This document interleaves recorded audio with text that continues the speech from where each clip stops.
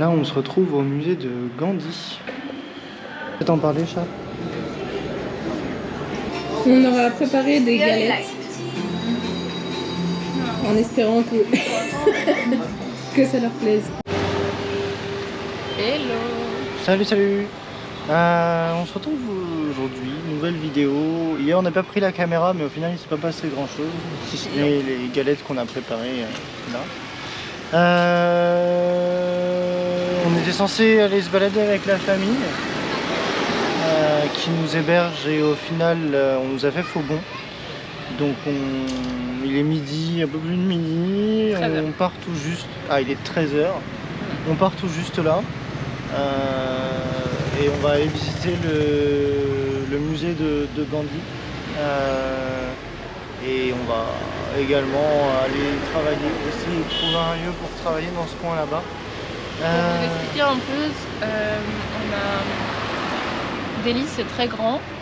C'est bien desservi en métro, mais en fait les lieux qui sont à visiter ne sont pas forcément desservis. C'est assez fatigant à chaque fois d'aller visiter un lieu. Par exemple, hier on a visité quelque chose et on a dû faire plus d'1 heure de route. Donc voilà.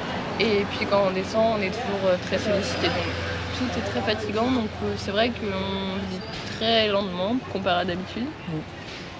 Non, parce que les choses sont pas à côté. Et puis il y a aussi un truc, c'est que comme on part tous les jours assez tard, pour différentes raisons, à chaque fois on galère tout simplement à visiter beaucoup de lieux en une journée.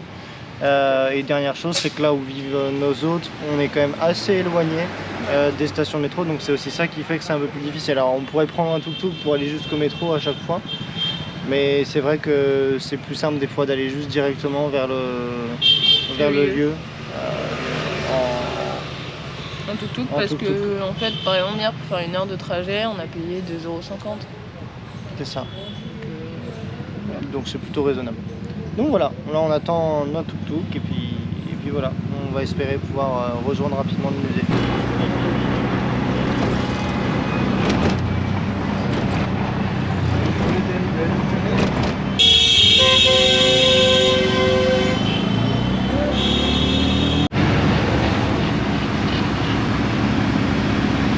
Ça c'est du transport.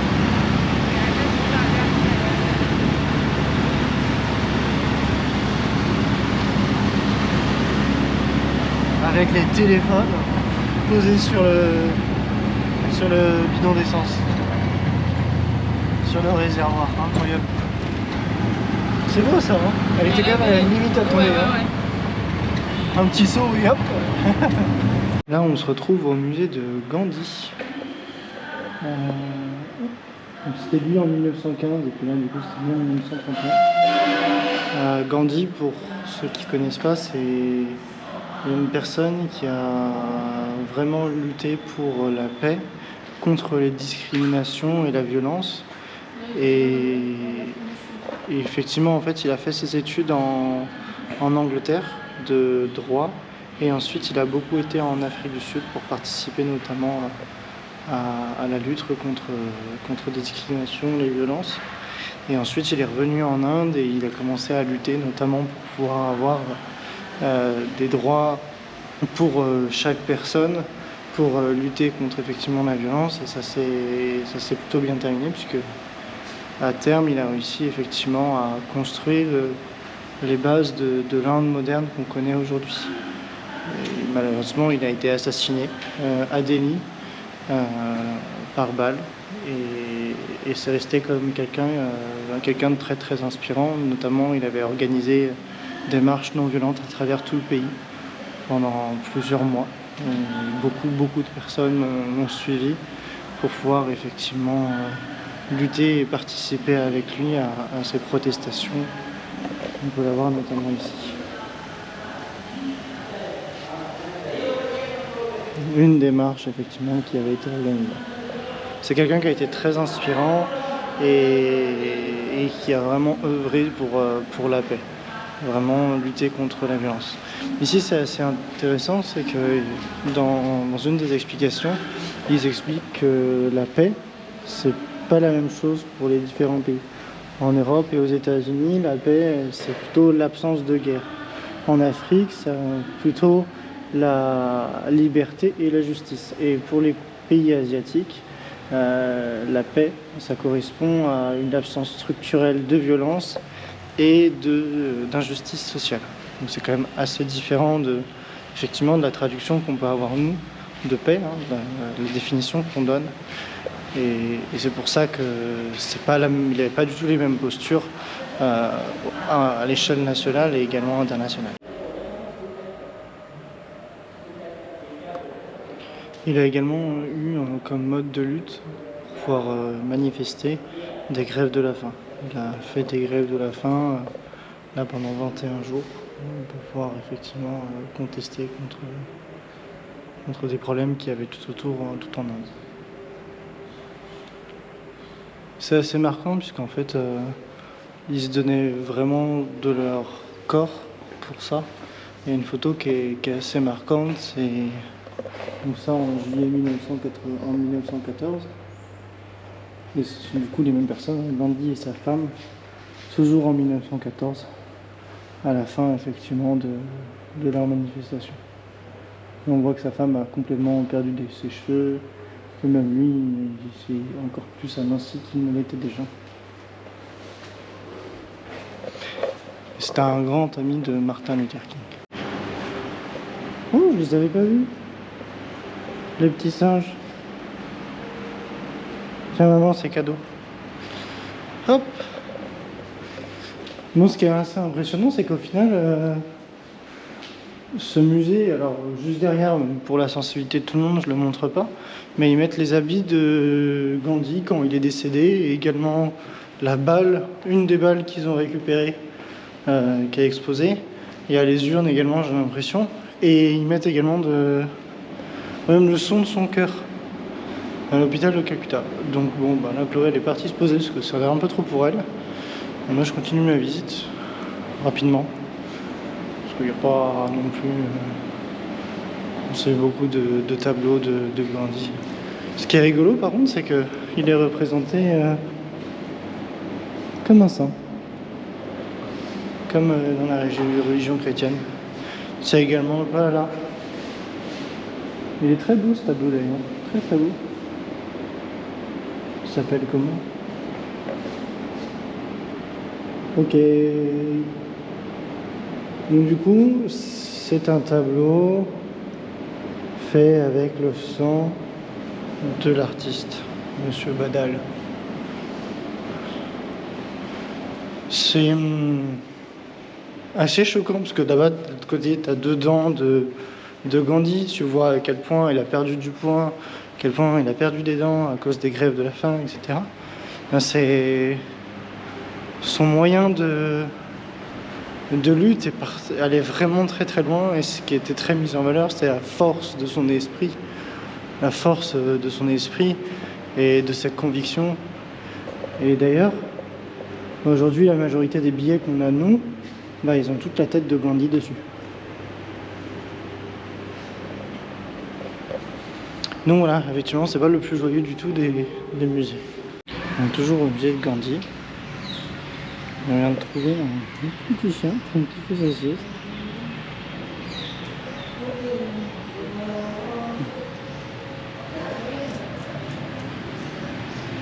Ici, les animaux sont beaucoup plus posés et beaucoup plus présents dans la vie des gens. C'est étonnant. Même dans un musée, comme celui-ci, ben, il y a des chiens qui peuvent rentrer dedans. Posés, en train de regarder notre téléphone pour savoir ce qu'on faisait. Et regardez qui est là.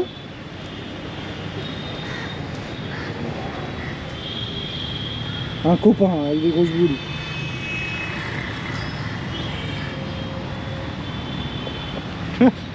Chloé, elle a pas confiance. Ça les fait peur, les singes.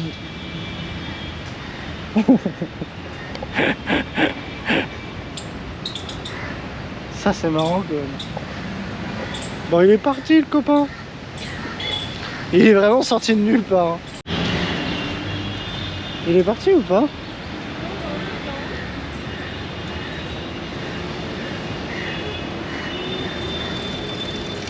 Ah, vous allez le voir là, juste au bord. Ici, la biodiversité est excessivement riche. Vraiment très riche. Et juste là, vous avez un aigle. Il y en a énormément ici. Énormément. Ils sont dingues.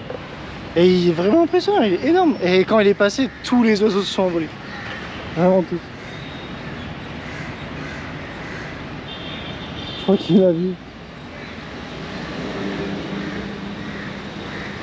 Incroyable. On va partir en quête d'un endroit où se poser. Et on va surtout aller chercher des masses. Là, ça fait plusieurs jours qu'on n'en a plus. On prend pas le temps de le faire et il faut vraiment qu'on le fasse.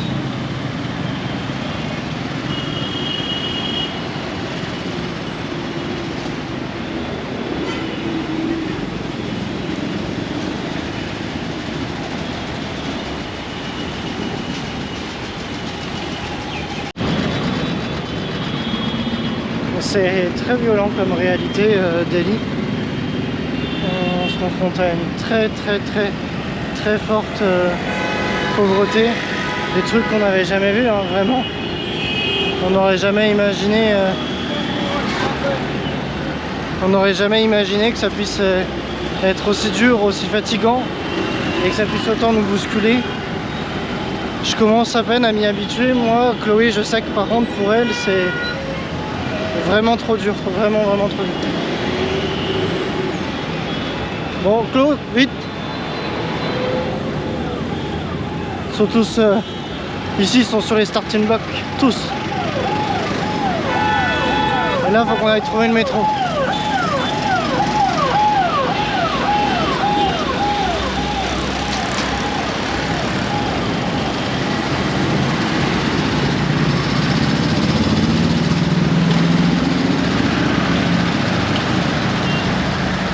On va aller là-bas. Bon, c'est bon, on est dans le métro. On a demandé, parce que en fait des fois il y a des gens qui font du change devant. Et le mec fait du change, il appartient à la boîte là. Et il y a eu une petite tentative de garder 100 balles pour lui. Et heureusement on avait fait le calcul, hein. On savait combien c'était et on regardait. Parce qu'il aurait pu nous rendre 100 de moins juste pour le plaisir. Donc voilà. On sent vraiment qu'on est les cibles quoi, pour plein de choses différentes. Tu veux peut-être en parler, chat? Si c'est important. Je pense que ça doit s'en mêler. Tout est épuisant, vraiment. En fait, on est tout le temps obligé d'esquiver des gens qui veulent nous appeler, toujours obligé de vérifier. Même chaque personne qui nous parle, on ne sait même pas si on va nous arnaquer. Et franchement, c'est on se prend pas la langue en plus. Donc, ouais. On n'est pas en confiance et c'est la première fois dans notre voyage. C'est vraiment. Et puis c'est un pays énorme, tout est compliqué, prendre un train, tout le temps blindé. Ouais, pour les réservations de train, on vous en parlera un peu plus, mais effectivement, c'est un peu particulier leur système.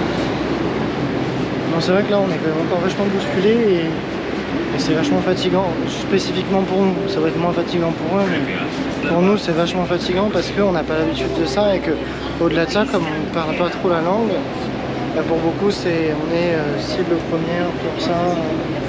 S'ils peuvent gratter, ils gratteront. On prend pas du tout les tuk-tuk, on est obligé de chaque fois de passer par une application parce que sinon c'est full négociation et c'est le triple du prix. Et sinon on ne prend pas. Déjà, c'était le cas au Népal, mais là c'est vraiment le cas. En sachant que ce qu'on ressent également, c'est que en Inde, il y a beaucoup de bienveillance. Les gens sont profondément gentils dans la très grande majorité. Ici on a le sentiment que ça joue vraiment au plus fort et donc du coup on se sent beaucoup plus ciblé et beaucoup plus méprisé. En fait on n'est vraiment pas pris en compte que ce que ça peut comme ça va pu, comme ce n'était pas le cas au Népal. Et puis c'est pas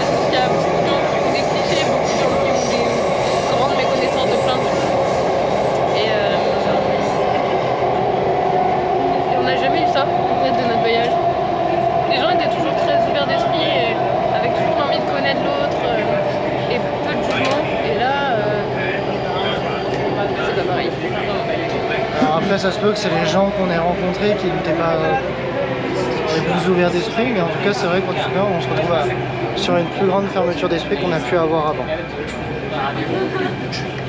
Bon, on va vraiment essayer d'avancer, de voir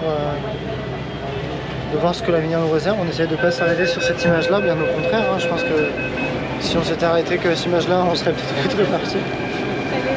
J'aimerais bien pouvoir rencontrer des personnes qui sont musulmanes ici en Inde pour pouvoir échanger avec elles. Et j'aimerais bien également que ça soit le cas avec la religion sikh, parce que leur façon de percevoir les choses, leur façon de vivre est très différente et je pense qu'elle peut être une grande source de richesse. Ouais.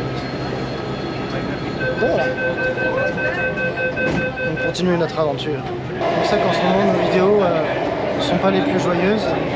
On se rend compte vraiment que par rapport au Népal où il y avait quand même des gros changements de société, il n'y avait pas de différence de perception sur les valeurs et les choses comme ça. Ici c'est pas... Ouais, avec nous. Ici c'est pas du tout le cas, on est vraiment très bousculé par rapport à nos valeurs, on fonctionne vraiment pas pareil. Et du coup ça va nous prendre beaucoup plus de temps je pense pour être à l'aise et pour être capable de faire avec dans le pays, tout en ayant une certaine aisance à se déplacer, à interagir et également à éviter les endroits qui sont pas pour nous, quoi, qui ne se conviennent pas. On vient d'arriver à la station, je pense qu'il y a une sortie là-bas et après je ne sais pas. On va essayer de se débrouiller. Mais oui, je pense que c'est plus une question de temps d'acclimatation qui est vraiment pas le même que par rapport à d'autres pays, et là-dessus du coup il va falloir qu'on prenne vraiment notre mal en patience, qu'on prenne le temps de faire, qu'on prenne le temps également d'être à l'aise, parce qu'en fait des situations où on se sent agressé, pour eux vraiment ils se sont pas agressés. Hello. Et du coup c'est vraiment une habitude, je pense qu'il va falloir qu'on prenne, et on va falloir qu'on prenne vraiment notre mal en patience, le temps dont on aura besoin. Donc, ce que je voulais dire, c'était que du coup, je pense que par rapport au Népal, on est moins en accord avec nos valeurs ici. La façon de faire, la façon de fonctionner, on s'y retrouve moins. Donc c'est un environnement qui est beaucoup plus bousculant pour nous, beaucoup plus stressant. On va prendre notre mal en patience, prendre le temps d'être à l'aise. Je pense que c'est vraiment une question de temps. Simplement, par rapport au Népal, on va avoir beaucoup plus de temps nécessaire pour être à l'aise. Donc voilà, on va essayer quand même de rajouter un peu plus de positif quand même dans nos vidéos. Essayer de vous partager des choses qui vont également. Et pour l'instant, par rapport à l'usage du métro, on est plutôt pas mal, hein, on ne s'est pas trompé une seule fois. Oui, tu te fais draguer. Tu as trouvé des mecs. Ah oui, vous savez, au Népal, on a des pizzas à la Momo. Et bien là aussi. Momo Pizza. Bon, petite pause repas pour se sustenter. Moi j'ai pris un lassi avec des naans bien huilés, un chicken butter, des poulets kebab. Il y a une sorte de saucisse dedans. Et là c'est une salade d'oignons, vous voyez. Et Chloé elle a pris un Whopper végétarien. Ouais. Arrache ça, mais à la sauce indienne avec des frites, un coca.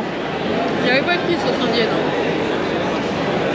Et à la base j'avais pris ça, mais je lui ai laissé parce que c'est au lait. Du coup ça lui permet de manger son burger jusqu'au bout. Bon appétit. On est en tuk-tuk, on rentre à la maison. Et j'ai des problèmes de PC en ce moment, ce qui fait que je publie aucune vidéo depuis plus d'une semaine. En fait on a surchargé le SSD et il faut que je le vide. On a un disque dur mais ça prend genre 2 ou 3 heures de décharge. Et surtout dans ce que j'aimerais bien faire, c'est que j'aimerais bien mettre ça en ligne. Comme ça au moins ça pèse pas sur le disque dur non plus, ça prend pas trop de place. Sauf que le problème c'est que le site sur lequel on peut uploader il prend beaucoup de temps et il n'est pas très efficace, donc en fait je perds un temps fou à chaque fois. Donc voilà, on rentre pour aller travailler.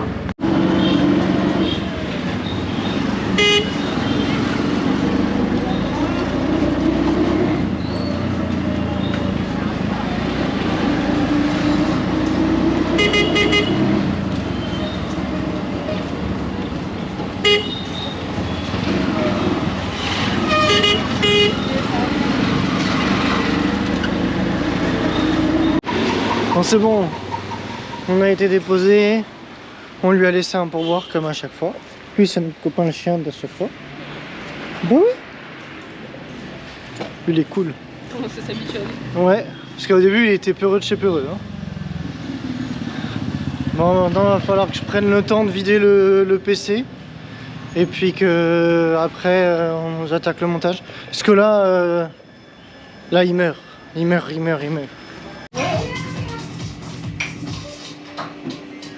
Ça pique un peu ça. Non.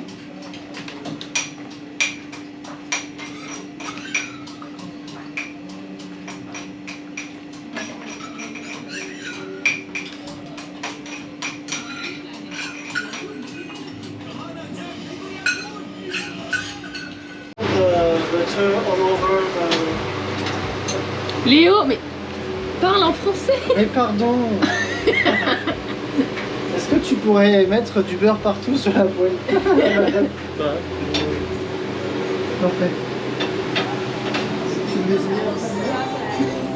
Very, very delicious. Very delicious. On aura préparé des Very galettes light. en espérant que, que ça leur plaise.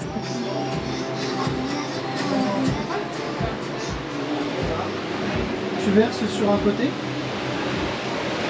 Vas-y, Et là, verse un on coup, allait verse un coup, cuisiner. verse un coup. Voilà, stop.